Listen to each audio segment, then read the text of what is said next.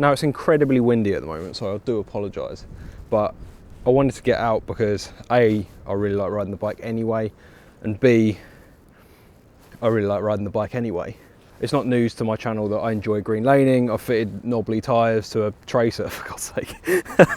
Over this last week, I've had a couple of conversations with one of my mates. He is a complete novice, hasn't green laned at all, never really intended to. We got talking about it and he just got really interested in like what was my purpose for it, why did I want to do it and things like that, which I'll get into in another video.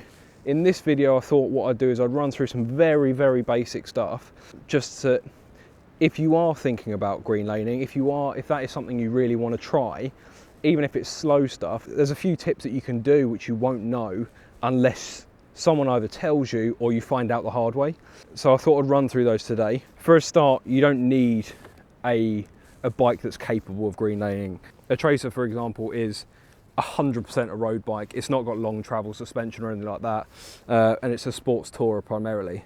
As I've mentioned before, I've fitted the stronger suspension to the front only, and I've fitted the knobbly tyres, which makes it a bit more able to do stuff like this. But like I used to green lane on this when I had the stock, completely stock suspension, and I had the Michelin Road 5s. When it's dry, when it's just dusty trails, they're fine, and you get the idea. Now, one of the biggest problems with green laning for the first time, or like first couple of times, is that you're normally quite tense and you're still using the same reactions you do on the road. Now, a lot of the times when a bike moves underneath you, you tense up and you pull on the front brake, and that's, I mean, to be fair, that's probably the worst thing you can do. So what I'm going to do is I'm just going to jump on the bike. The first point is you want to stay loose on the bike. Now this is like keeping your arms relaxed, keeping your legs relaxed, and your waist. So a lot of the times you'll wrench the throttle open, which we'll get into in a minute, but you'll wrench the throttle open, the rear wheel will spin up and the back wheel will step out. And if you tense up, the first thing that's going to happen is when your tyres do get grip, you catch it and it throws you off because you're so tense you haven't got time to relax. Whereas you can rip the throttle open so your rear wheel's just spinning, going along, and you can control it just by sort of being relaxed and letting the bike sort of snake underneath you and just keep control of the handlebar. The small movements that the bike's doing that you're not used to essentially is quite easy, like they're like a non-event. So that's the first point, to stay loose on the bike.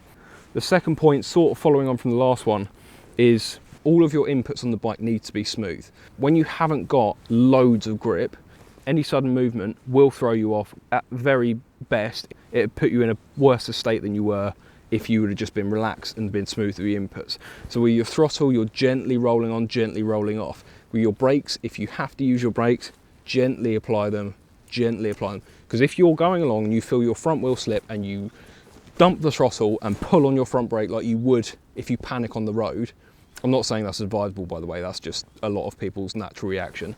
If you do that, the front wheel's going to skid, eventually it's going to get traction and it's going to throw you off. Like, there's nothing worse than doing this on your pride and joy and binning it or getting it stuck or something like that.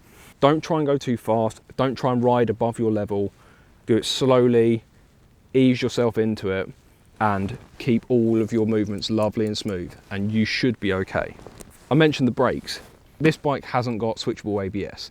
Every time I brake off-road and the tyres break traction, which they normally will, my ABS kicks in. So I try not to brake anyway, but if you can learn to off-road just using your throttle inputs, it means you're not going too fast, it means you've got time to think about stuff. So if you can do it with just the throttle, that's fantastic. But with your brakes, if you do have to use them, try and use your rear.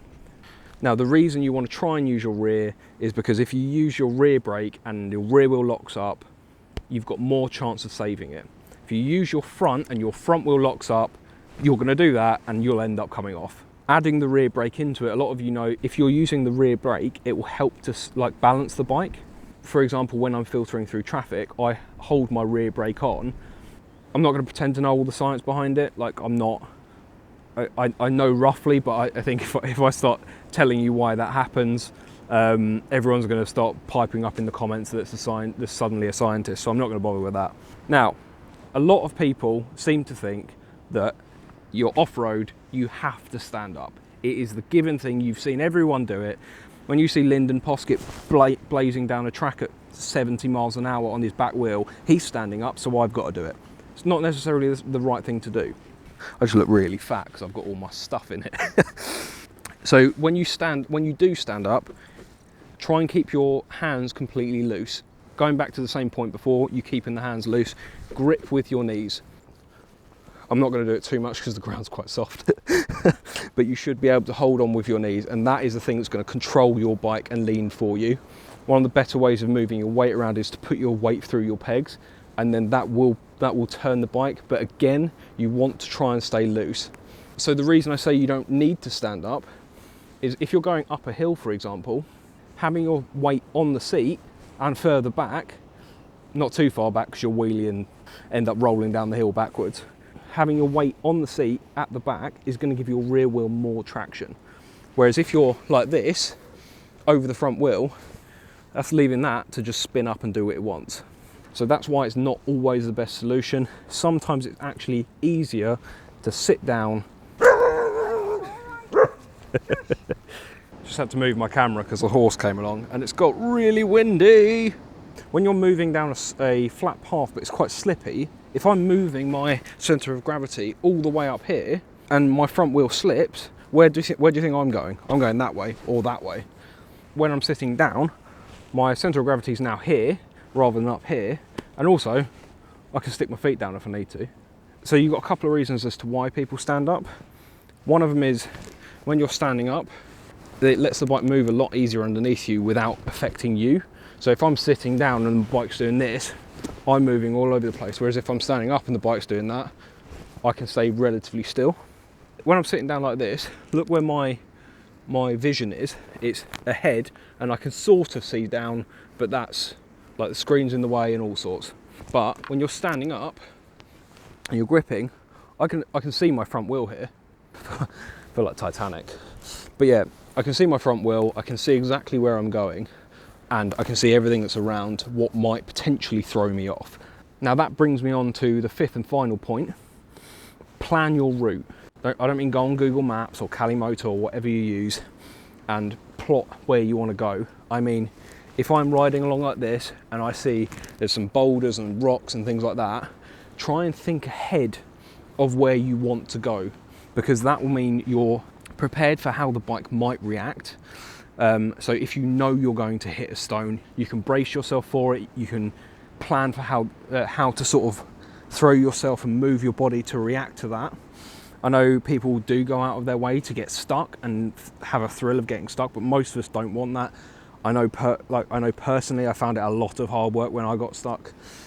If you can plan a route where you're avoiding the deep mud, you're avoiding rocks, and you're avoiding water or whatever, it makes doing it easier. You're not sweating, you're not out of breath, and you're not completely shattered because you've just gone with whatever route and hoped for the best. You work your way through it, and the whole point for me for green laning is to enjoy myself at a slower speed and work on my balance and my technical skill. So if I'm not planning where I'm going, I'm not prepared for what's coming. I can't stay loose because I don't know what's coming. I can't move around on the bike in the way I want to and prep for whatever's coming. So there's a higher chance I'm going to come off. So hopefully those are a few small tips that you can use to get yourself off-road. I highly recommend it, even if you don't have a bike that's built for off-road. You don't need a bike that's got 20 inches of suspension travel and it's got WP suspension. You don't need all of that. But with some small tips, it helps you progress as a rider. For me, I found more benefit from going off-road, riding slowly, than I have from going fast on-road. So I hope that has helped you. Let me know how you get on if you do give it a try. If you fall off, don't blame me. Hit subscribe if you fancy it, and I'll see you in the next one.